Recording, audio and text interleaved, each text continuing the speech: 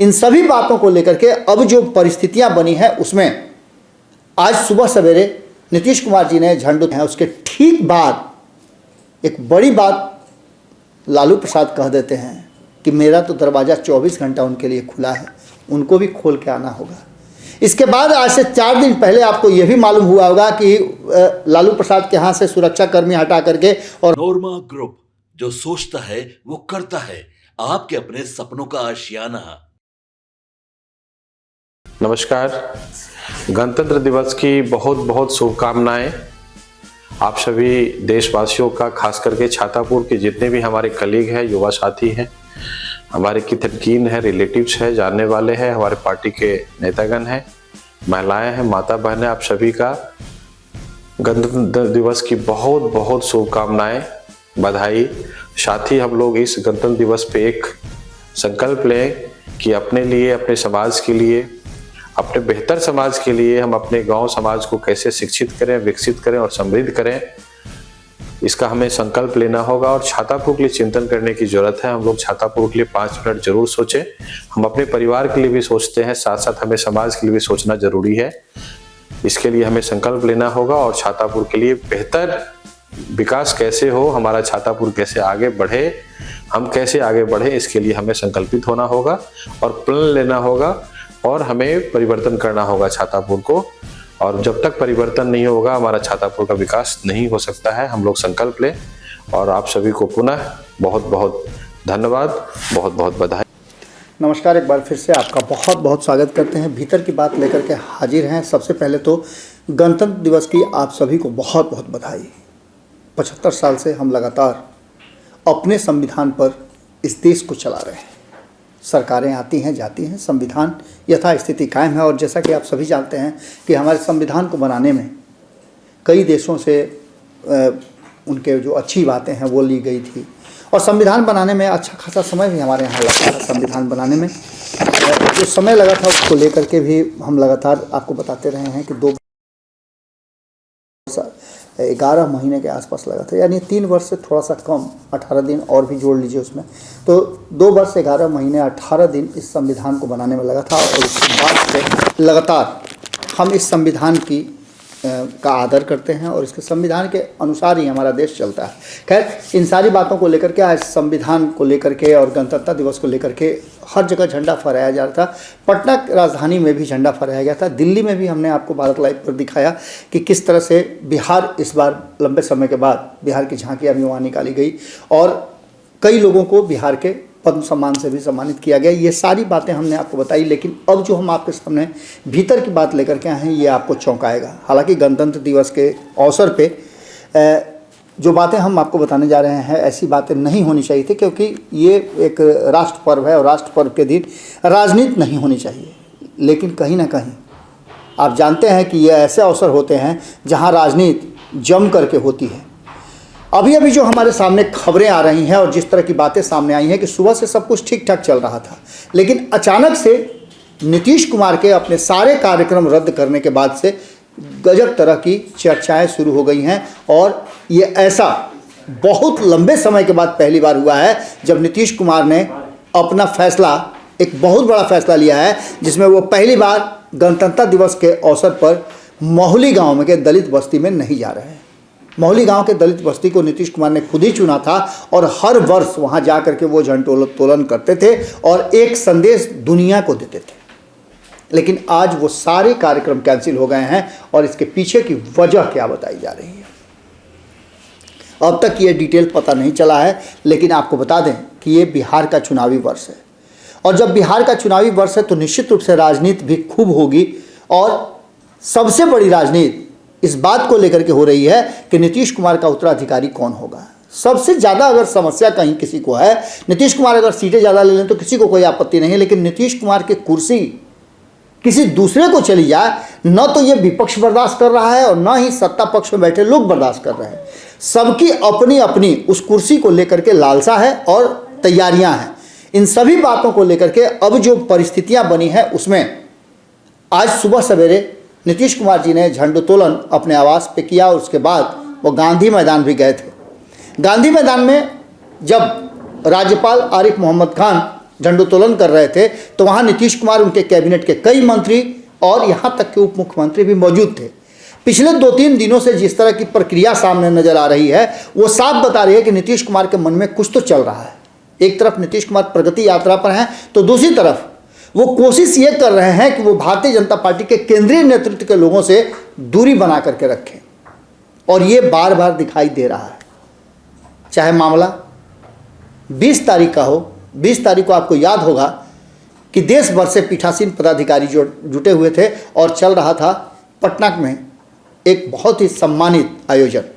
इस आयोजन में नीतीश कुमार को मुख्य अतिथि के रूप में बुलाया भी गया था और उनको समय भी दिया गया था, सारा प्रोटोकॉल सेट था, लेकिन नीतीश कुमार उस कार्यक्रम में शामिल नहीं हुए। मालूम आपको पता ही है, प्रगति यात्रा पर थे। खैर, प्रगति यात्रा के कार्यक्रम को लेकर के नीतीश कुमार बहुत ज़्यादा, आपने देखा होगा कि कैलकुलेटेड हैं और उस कार्यक्रम को किसी भी परिस्थिति में वो नहीं छोड़ते हैं, चाहे वो धुंध के कारण हेलीकॉप्टर से नहीं जाना पड़े या फिर हेलीकॉप्टर का चालक ही नहीं आए। इन सभी कारणों को वो धत्ता बताते हुए उस जगह पे, उस इलाके में, उस क्षेत्र में जरूर जा रहे हैं जहां प्रगति यात्रा का कार्यक्रम निर्धारित है। तो सबसे पहली बात तो ये हुई कि यहाँ से नीतीश कुमार ने कहीं ना कहीं कोशिश किया कि वो केंद्रीय नेतृत्व के लोगों से अपनी दूरी बना करके रखें, और जैसा कि आप जानते हैं ओम बिरला नरेंद्र मोदी के बहुत करीबी हैं, तो निश्चित रूप से उनसे मुलाकात होती, बातें होती, तो कुछ बातें निकल करके सामने जरूर आती। नीतीश कुमार ने इस कार्यक्रम से ही अपने आप को अलग कर लिया। दूसरी बात आपने ये भी देखा होगा, जिसकी चर्चा खूब चल रही है, हालांकि अब इस चर्चा को बंद हो जाना चाहिए क्योंकि इस पर कई तरह के फैसले आ गए हैं, लेकिन चूंकि बिहार में चुनाव है और बिहार की तरफ से यह किया गया है तो निश्चित रूप से चर्चा तो होगी ही। मणिपुर की घटना आपको पता ही है, मणिपुर में जिस तरह से समर्थन वापस लिया गया भारतीय जनता पार्टी की सरकार से, और उसके बाद हद तो तब हो गई जब कर्पूरी जयंती के अवसर पर नीतीश कुमार का कार्यक्रम में शामिल होने का सारा प्रोटोकॉल बना हुआ था, सारा कार्यक्रम निर्धारित था, उनको वहाँ मुख्य अतिथि के रूप में जाना था, लेकिन नीतीश कुमार नहीं पहुँचे। अंततः कार्यक्रम जो है वो भारतीय जनता पार्टी का हो गया और भारतीय जनता पार्टी के लोगों ने उस कार्यक्रम को आयोजित करने के बाद जब वहाँ से निकल गए तो नीतीश कुमार उस कार्यक्रम में पहुँचते हैं। हालांकि उस कार्यक्रम नहीं, और भी कई कार्यक्रम उसके बाद थे जिस कार्यक्रम में नीतीश कुमार पहुँचते हैं और रात तक वहाँ रहते हैं। कर्पूरी ग्राम में कई कार्यक्रमों में नीतीश कुमार शामिल होते हैं, लेकिन दूरी बना करके रखते हैं। केंद्रीय नेतृत्व से आए हुए उपराष्ट्रपति हों या अन्य नेता हों, शिवराज सिंह चौहान से लेकर के सभी लोग उस कार्यक्रम में शामिल हुए थे, लेकिन नीतीश कुमार ने उसे किनारा कर लिया। अब इसके आगे की कहानी हम आपको बताते हैं कि आज सुबह नीतीश कुमार गांधी मैदान गए थे और हमने एक खबर आपको बताई थी, याद कीजिएगा उस खबर को। वो खबर बहुत ही असरदार खबर थी। हमने बताया था कि नीतीश कुमार सामने बैठे हों और कोई दूसरा अगर बिहार के लिए कोई रणनीति बनाए, योजना का उद्घाटन करे, शिलान्यास करे या उसकी घोषणा करे, नीतीश कुमार को ये बर्दाश्त नहीं है। बिहार में नीतीश कुमार ने साफ साफ स्पष्ट तरीके से पोस्टर लगा के ये बता दिया है कि बिहार की जब भी बात होगी तो नाम नीतीश कुमार का होगा। भाजपा ये कैसे भूल जाती है? राज्यपाल का काम है सरकार की जो उपलब्धियां हैं, सरकार की नीतियां हैं, उसका बखान करना, लेकिन ये घोषणा करना नहीं, जो कि नीतीश कुमार को बर्दाश्त नहीं हो। इससे पहले भी कई बातें ऐसी हो चुकी हैं जिसने नीतीश कुमार को कहीं ना कहीं परेशान किया है और नीतीश ने बड़े फैसले लिए हैं। नीतीश कुमार एक लंबे समय से अपने रेगुलर वर्क को कभी छोड़ते नहीं हैं। आपने देखा होगा कि वो अपनी माता जी की तस्वीर लगी हुई है गर्दनीबाग ठाकुर बाड़ी में, वहाँ मिलने हर साल जाते हैं, हर साल वहाँ श्रद्धा सुमन अर्पित करने जाते हैं। तो वहीं कल्याण बिघा भी हर साल जाते हैं, वहाँ कई स्वतंत्रता सेनानियों की तस्वीरें लगी हुई हैं, मूर्तियाँ लगी हुई हैं, वहाँ भी माल्यार्पण करने जाते हैं। पिछली बार आपने देखा होगा कि उनके पुत्र के साथ गए थे और उनके पुत्र ने वहीं एक राजनीतिक बयान दिया था जिससे कहीं ना कहीं बिहार की राजनीति पर एक चर्चा शुरू हो गई है। इन सभी बातों को लेकर के आज जब नीतीश कुमार ने अचानक से अपना कार्यक्रम मोहली गांव के जो दलित बस्ती है उसमें झंडोत्तोलन का कार्यक्रम रद्द किया और इसके अलावे और भी कई कार्यक्रम रद्द किए हैं। सबसे बड़ा कार्यक्रम आप समझिएगा, इस बात को बहुत बारीक है। एक तो जब भाषण दे रहे थे आरिफ मोहम्मद खान झंडोत्तोलन के बाद राज्यपाल, तो उन्होंने एक बड़ी बात कही और बड़ी बात ये थी कि उन्होंने कहा कि 12 लाख लोगों को आने वाले समय में हम सरकारी नौकरी देंगे और 34 लाख 35 लाख के आसपास लोगों को रोजगार देंगे।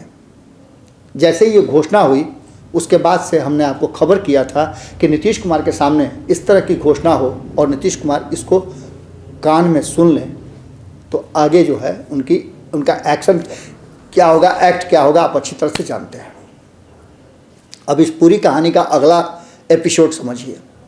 वहाँ से आने के बाद नीतीश कुमार ने अपने सारे कार्यक्रम रद्द कर दिए, जिसमें सबसे इम्पोर्टेंट कार्यक्रम था 3 बजे राज्यपाल के आवास पे जाना।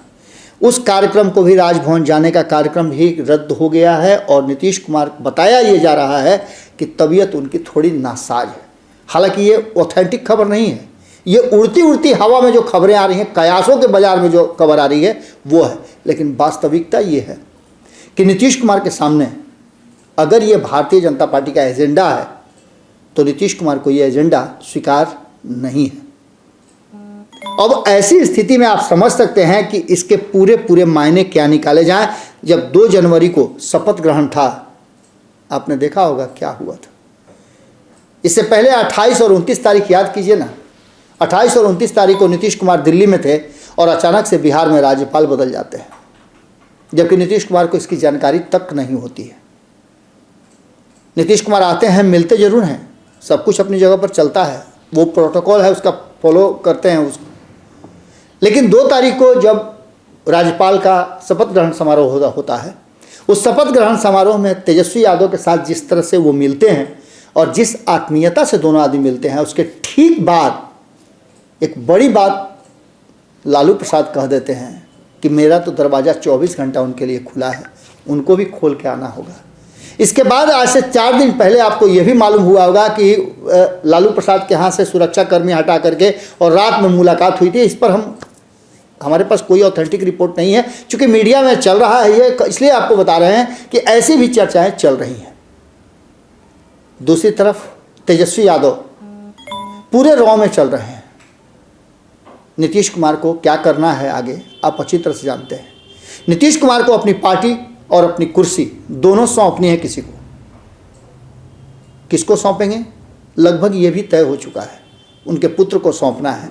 और शायद ये भारतीय जनता पार्टी को गवारा नहीं है। यही कारण है कि भारतीय जनता पार्टी अपने हिसाब से अपनी रणनीति और अपना कार्यक्रम बना करके धीरे धीरे करके दवा नीतीश कुमार को दे रही है। हाल फिलहाल में महाराष्ट्र वाली घटना भी हमने आपको बताया कि नीतीश कुमार के 12 सांसदों के बदले में उसके जुगाड़ की तैयारी शुरू हो चुकी है। महाराष्ट्र में 5 सांसद उद्धव ठाकरे के गायब नजर आ रहे हैं, तो वहीं 3 से 4 सांसद जो हैं वो उससे ज़्यादा ही कहा जा रहा है कि शरद पवार के भी गायब हैं।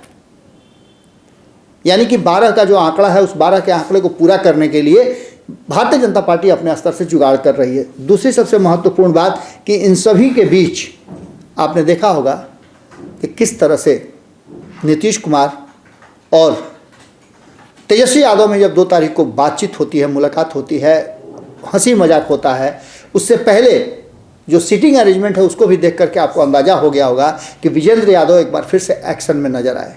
तेजस्वी यादव के साथ वो बातचीत कर रहे थे, हालांकि थोड़ी दूरी पर बैठे हुए नंदकिशोर यादव भी टुकुर टुकुर ताक रहे थे। लेकिन उससे भी बड़ी बात कि ये पूरी कहानी जो चल रही है, इस कहानी में नीतीश कुमार की चुप्पी बहुत सारी बातों को कह रही है। सीट शेयरिंग का समझौता से लेकर के बाकी की बातें भी हम आपको बता रहे हैं। लेकिन सबसे बड़ी बात है कि नीतीश कुमार जिस सरकार को चला रहे हैं, उस सरकार के एजेंडे को कोई और तय करे, वो कोई और उसकी घोषणाएं करे, ये नीतीश कुमार को बर्दाश्त नहीं है। पिछले 20 साल से लगातार ये काम हो रहा है। जब नीतीश कुमार 2017 में महागठबंधन की सरकार से अलग हुए थे, तब भी ये बात उन्होंने कहा था कि लालू प्रसाद सरकार के बीच में हस्तक्षेप कर रहे थे। इसके बाद जब 2022 में एनडीए सरकार को उन्होंने छोड़ा, तब भी उन्होंने इसी तरह की बात की कि हमारी पार्टी और हमारी कुर्सी पर नज़र थी, हस्तक्षेप हो रहा था। अब इन सारी बातों को लेकर के आप समझ सकते हैं कि नीतीश कुमार के लिए कितना कठिन घड़ी होगी। और ये नीतीश कुमार का अचानक से कार्यक्रम कैंसिल करना, हम इस बात को, चलिए हवाई जो बातें चल रही हैं, ऊपर ऊपर चल रही हैं, अभी तक कोई मेडिकल बुलेटिन जारी नहीं हुआ है कि नीतीश कुमार की तबीयत कैसी चल रही है। सलमान खान और शाहरुख खान का हो सकता है मेडिकल बुलेटिन जारी, अन्य लोगों का हो सकता है तो बिहार के मुख्यमंत्री का मेडिकल बुलेटिन जारी नहीं होता है, ये भी एक बड़ा आश्चर्यजनक बात है। खैर, नीतीश कुमार ने अपने सारे कार्यक्रम कैंसिल कर दिए हैं। उसमें सबसे महत्वपूर्ण कार्यक्रम जो नीतीश कुमार ने अब तक उस कार्यक्रम को लगातार कंटिन्यू रखा है वो था दलित बस्ती माहुली ग्राम, जिसको खुद नीतीश कुमार ने सेलेक्ट किया था और वहाँ के दलित बस्ती में वो हर साल झंडोत्तोलन करते थे, इस बार नहीं गए हैं। और दूसरा, राजभवन में जो कार्यक्रम था उससे भी नीतीश कुमार ने अपने आप को अलग रखा है। इसके मायने क्या हो सकते हैं आने वाले समय में आपको पता चलेगा। जैसे ही राज्यपाल का भाषण हुआ था, 12 लाख सरकारी नौकरी और 34 लाख रोजगार की बात हुई थी, तभी हमने खबर करके आपको बता दिया था कि अब यहाँ से एक नई चर्चा शुरू हो जाएगी और चर्चा आपके सामने है। भीतर ही भीतर कुछ न कुछ पक रहा है। अब देखना दिलचस्प होगा कि क्या कुछ निकल के सामने आता है। जुड़े रहिए भारत लाइव के साथ, खबरों का सिलसिला लगातार जारी रहेगा। बहुत बहुत धन्यवाद, नमस्कार।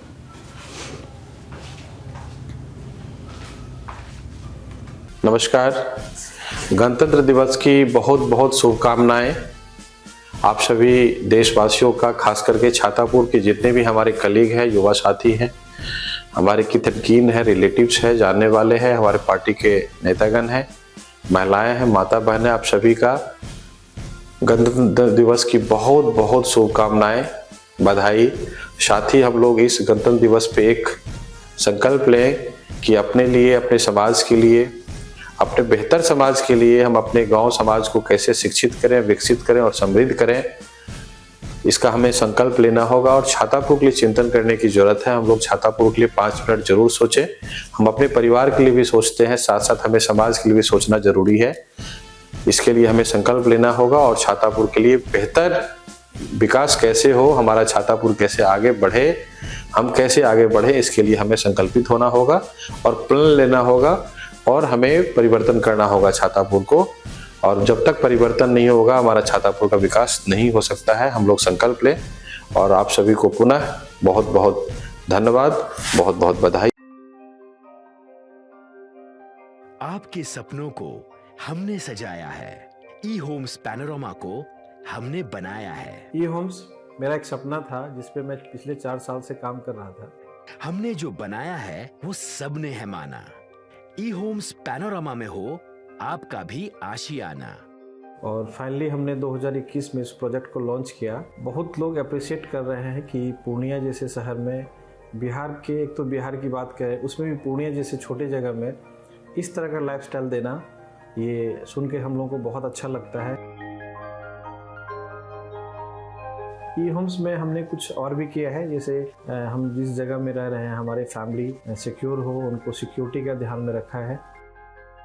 आपकी सुविधा और सुरक्षा आपके लिए खास है, ये आपका विश्वास है। इसमें आर्टिफिशियल इंटेलिजेंस का 7 लेयर सिक्योरिटी का हमने इस्तेमाल किया है। लस ग्रीन कैंपस को बनाया है। यदि हमारा बाउंड्री वाल है तो वो वर्टिकल गार्डन है। ये जितनी भी फैसिलिटी होता है एक इंटरनेशनल टाउनशिप में ई होम्स है, ये हम लोग विश्वास नहीं कर पा रहे हैं। जो भी हमारे मित्र, दोस्त या जो भी हमारे बाहर के बाहर आते हैं तो हम लोगों को बहुत अच्छा सुनने को मिलता है और बहुत अच्छा क्रेडिट मिल रहा है। वो सारा हमने सिर्फ एक बिल्डिंग नहीं बनाया, हमें एक बहुत अच्छा लाइफस्टाइल दिया ई होम्स में, और मेरा एक सपना था जिसको मैं आज फुलफिल होते हुए देख पा रहा हूँ। ये आपका आवास है। ई होम्स पैनोरामा में अब आपका निवास है। E homes Panorama, luxurious lifestyle redefined. Panorama group, जो सोचता है वो करता है। अगर ये वीडियो पसंद आई और वह बिहार के राजनीति और बिहारियत से सरोकार रखेनी तो सब्सक्राइब बटन दबा के चैनल के सब्सक्राइब कर ली। ओजे एगो घंटी बा, ओकरा बटन दबा देला से कुल सटीक और मारक खबर रुआ मुफ्त में मिल जाई। अगर रुआ पत्रकारिता के हमनी के नया प्रयोग में सहयोग कर चाहतानी तो ज्वाइन बटन दबा दी। पेटीएम नंबर नोट कर ली 9386 816 700।